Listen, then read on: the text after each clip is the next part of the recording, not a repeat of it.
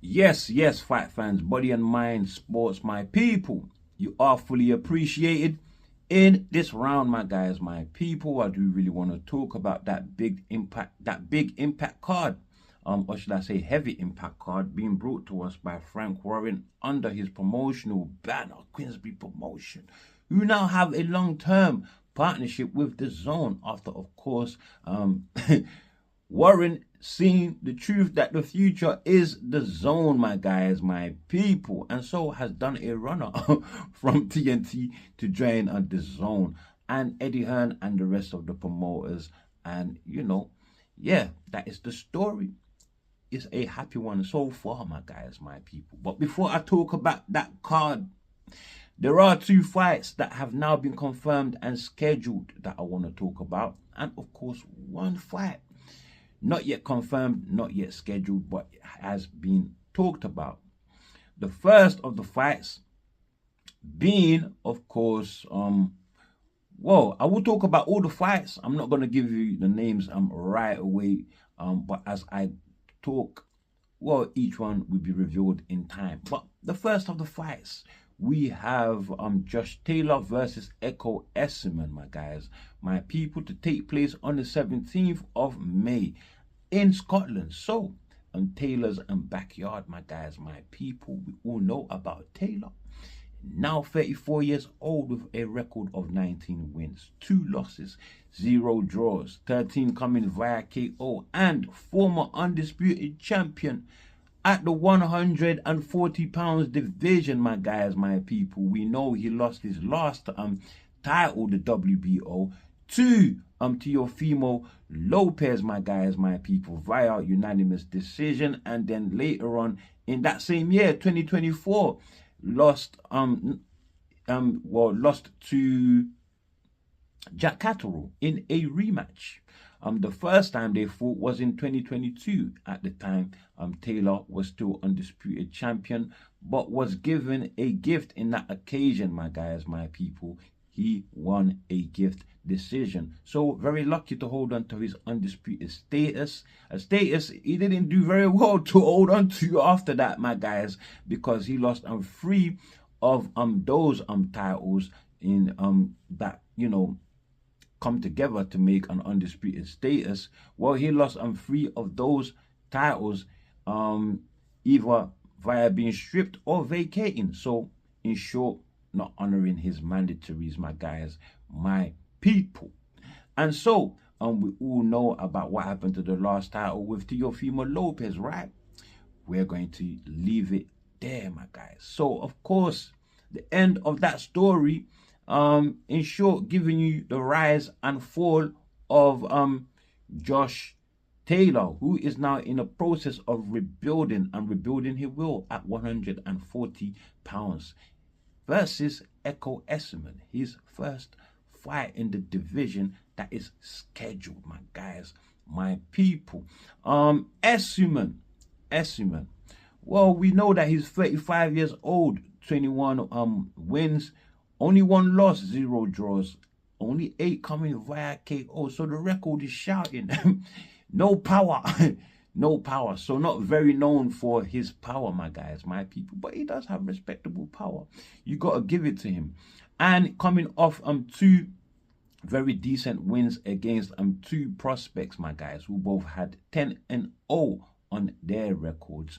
Those being, of course, Owen Cooper, who Esuman defeated via TKO, and of course Ben Vaughan, who Esuman got a decision against, and that was in 2024, after, of course, Esuman took an L, my guy, to Harry Scarf in 2023. Harry Scarf himself actually coming off a loss to Connor Walker.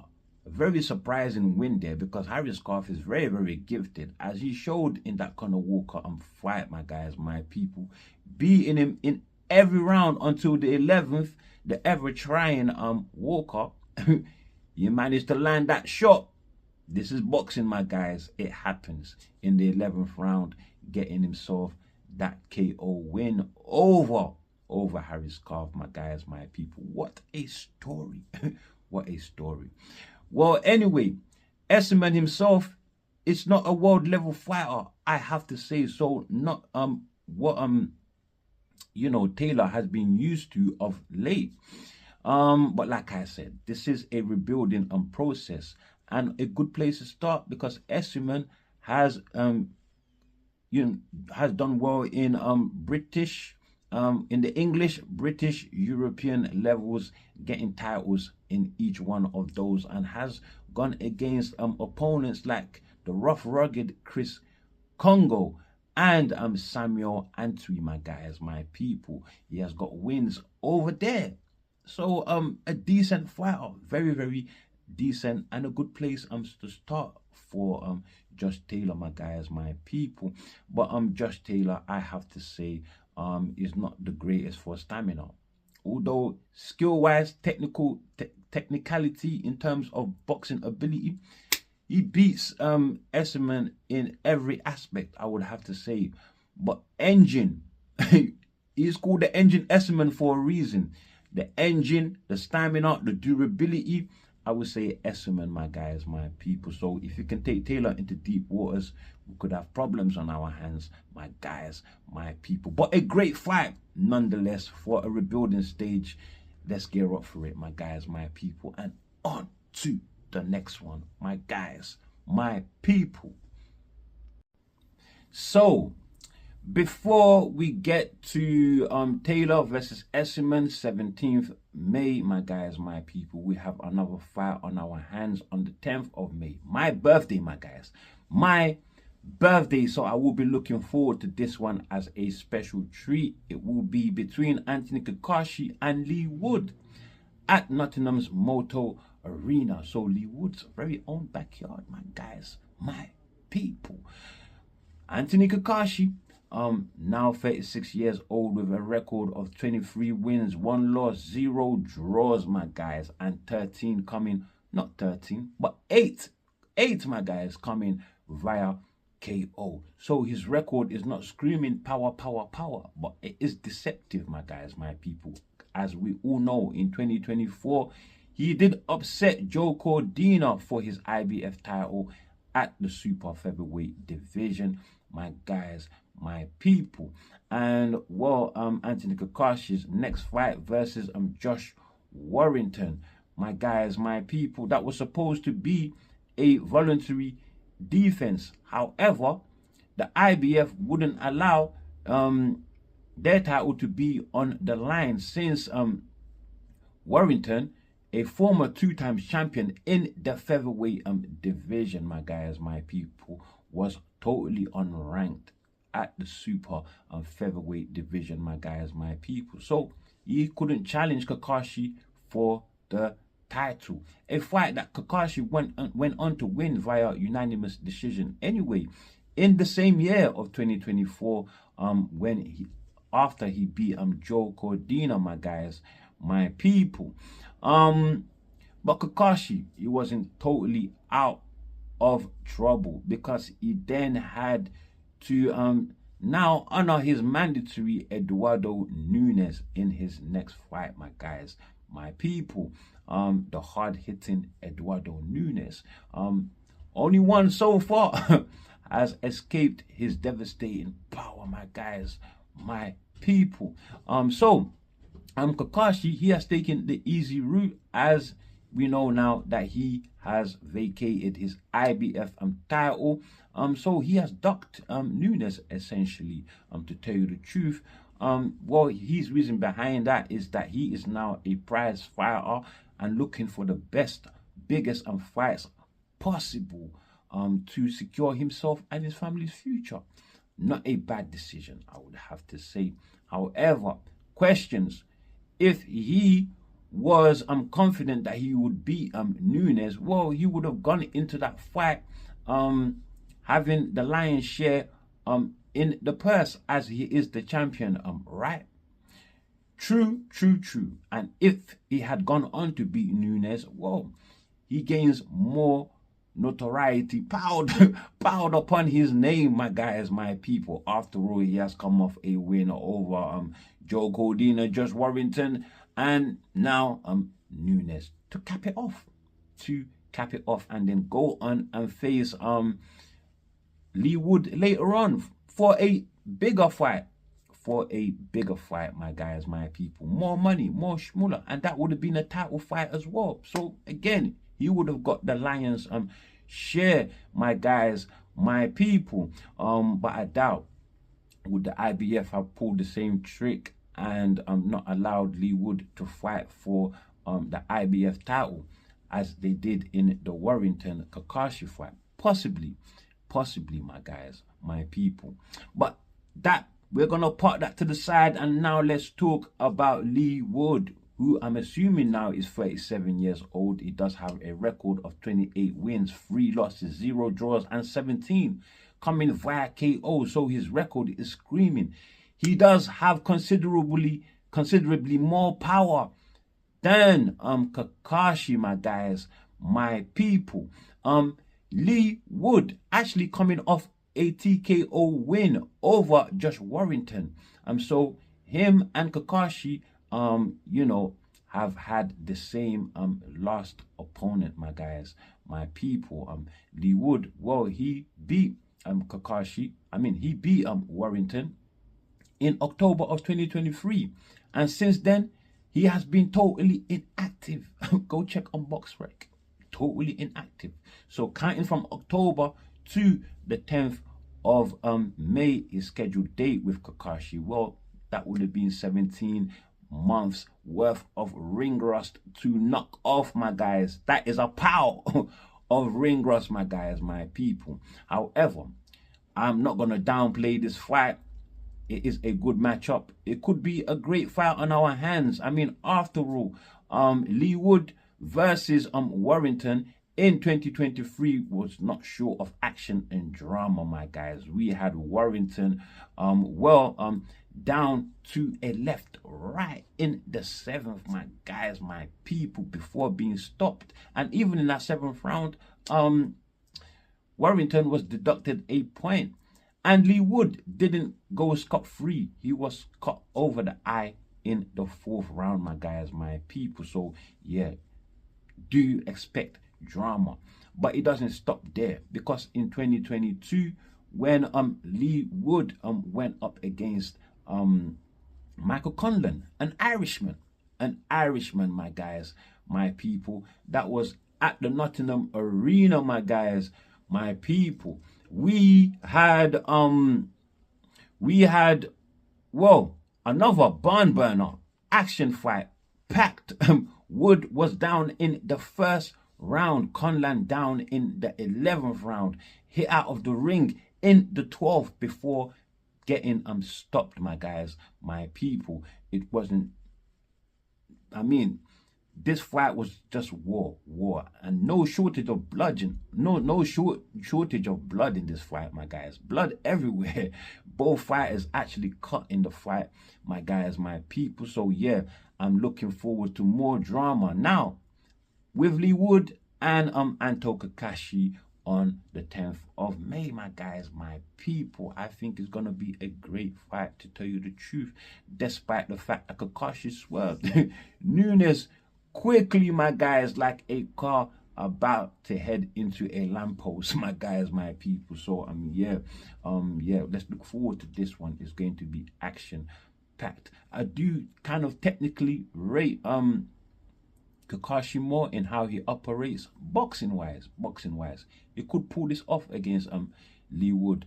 After all, Leigh Wood has a bag of ring rust. Looked like he was about to retire, like he's coming back from retirement. That's what it seems anyway to me.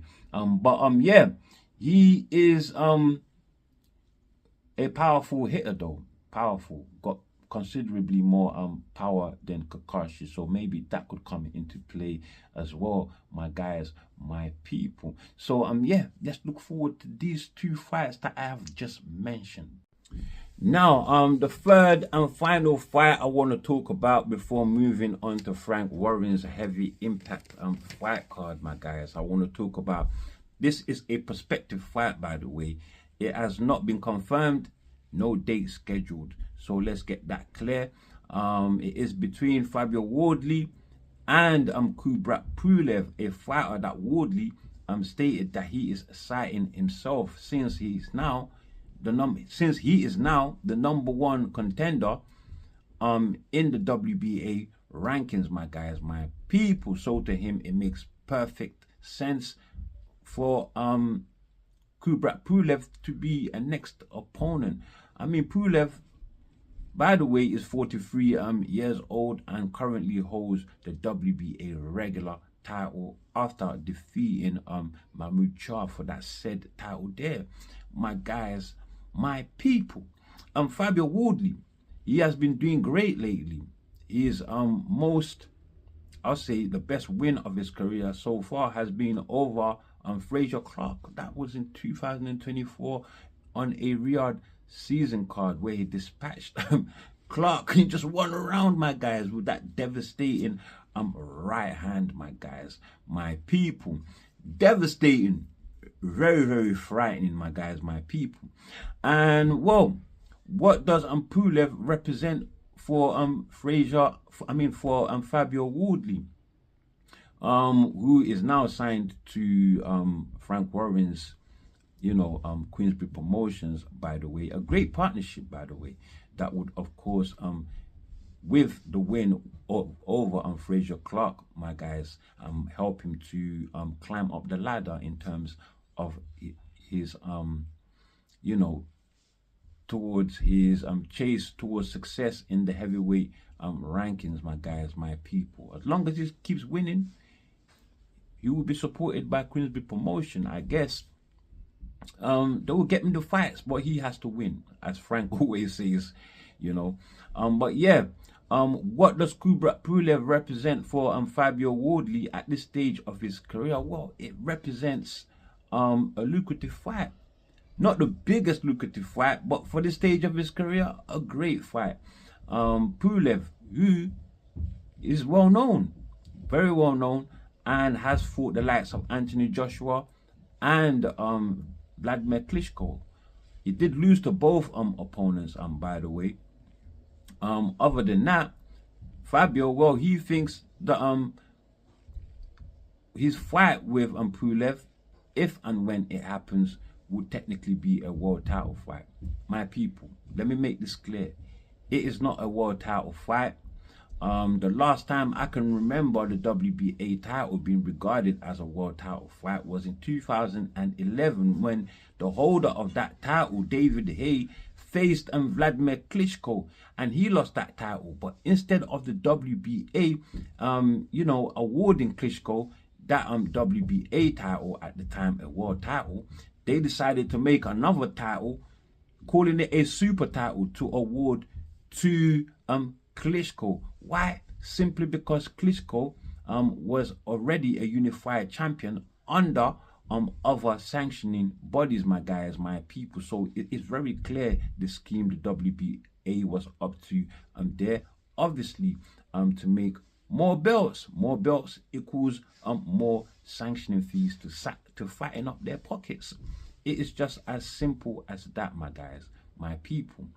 But anyway, moving on, Fabio Wardly, in his next fight, he is hoping to land it at the Portsmouth Road Stadium. That is the home ground of Ipswich Town football ground, my guys, my people. He wants to bring something home for his fans, my guys, my people, as he has not too long ago just fought in Riyadh season in Saudi Arabia, where his fans have been following him far and wide to go there, my guys, my people. So this one is for the UK fans, my guys, my people.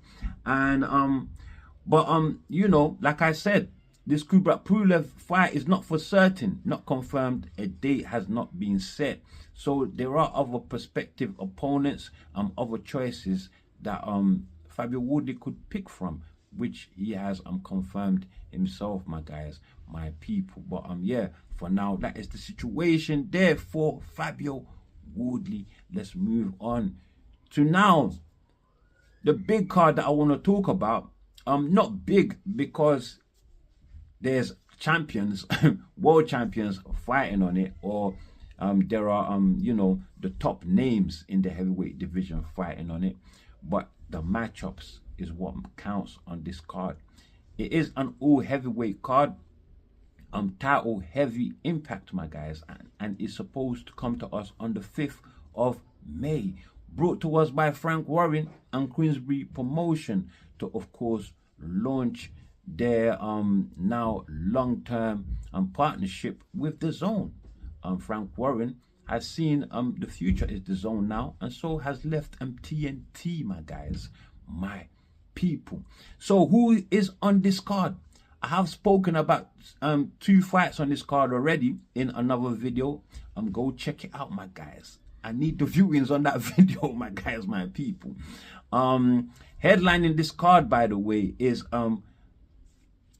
we have Dillian Whyte versus Joyce, my guys, my people. We know Dillian Whyte, my guys, after well, he lost to Tyson Fury. He then went on to beat Jermaine Franklin. Then he was supposed to face Anthony Joshua, but he messed that up with an adverse drug test result, my guys, my people. And since then, further laboratory testing showed that his adverse drug test may have been due to a supplement that he consumed, my guys, my people, that did not have a full list of ingredients on its label.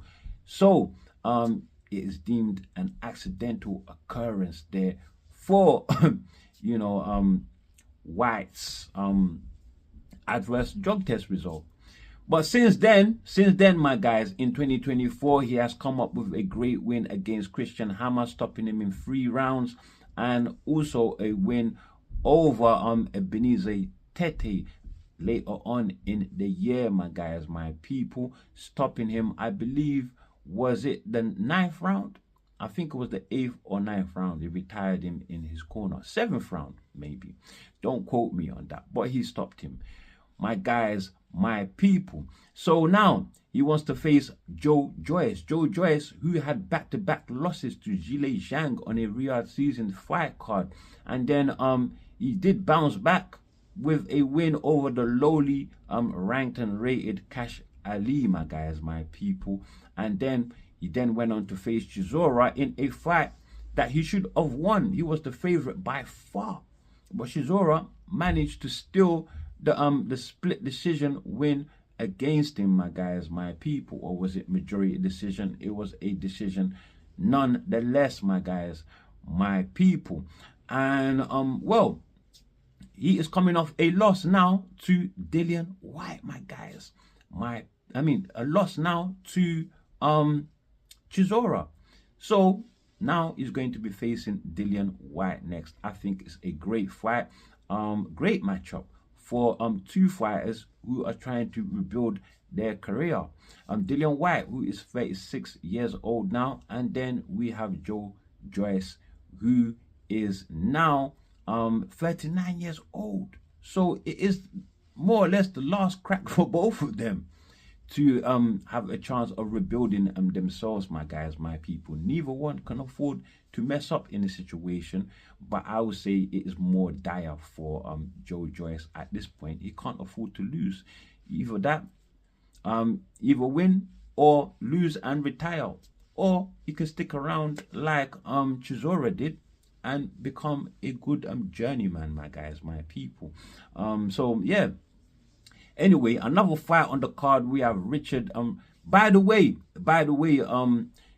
you know, Joyce and Whyte, I think should have happened a long time ago. And if it did happen then, would have been a much better fight than now. But nonetheless, it is a good fight, a good matchup. So that is all I have on that for now. But yeah, another fight on the card. This is another fight again that I have talked about. That is Richard Riakporhe versus Lawrence Okolie. Lawrence Okolie, who now fights in the heavyweight division. They both were cruiserweights. Okolie was the WBO champion. He lost that title to Chris Billiam Smith. And then Chris Billiam Smith and Riakporhe had a rematch. I mean, Riakporhe had beaten Chris Billiam Smith previously as well. But then in his fight with Riakpo to try and claim that WBO title that Smith won from Okoli, well, he failed, my guys, and lost in that situation. So now we had Okoli, who since losing to William Smith went to the Bridgerweight division, my guys, claiming the WBC title, and on that merit moved up to heavyweight, where he was ranked number 5 in the heavyweight division by the WBC. He has since then had his introductory fight against Hussein Mohammed, my guys, my people. If I got the last name, I'm not too sure about that last name, but Hussein Mohammed, a lowly ranked fighter, my guys, my people, and he got the win. He did get the win. But now him and Riakpo are to fight next. Another fight that should have happened long time ago at cruiserweight, my guys, my people, but we didn't get. So we are getting it now. I think it's a great matchup. I'm not going to go into who might win at this particular moment, but just an announcement to let you know that is the card, my guys, my people. I mean, after all, I've spoken about this fight already in more detail, my guys, my people. Go check it out. And so another matchup on this card worth talking about, we have Adeleye versus Jermaine TKV, my guys, my people. Adeleye, who is the current English champion, he got that with from a first round stoppage of Saul Dacus, my guys, my people.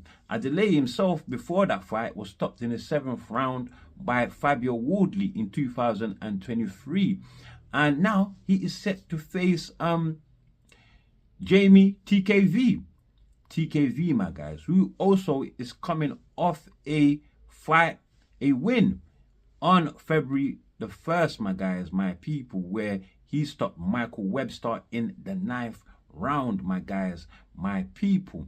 Adeleye now, who is 28 years old, 13 wins, 1 loss, 0 draws, 12 coming via KO, my guys. And TKV, who is 31 years old, but a prospect, my guys, with 8 wins, 1 loss, 0 draws, 5 coming via KO, my guys. TKV does have a great jab, and if he's got a lots of potential, but he tends to, you know, spoil his own attacks, where you know, he falls in with the overhand right and then stops his own momentum.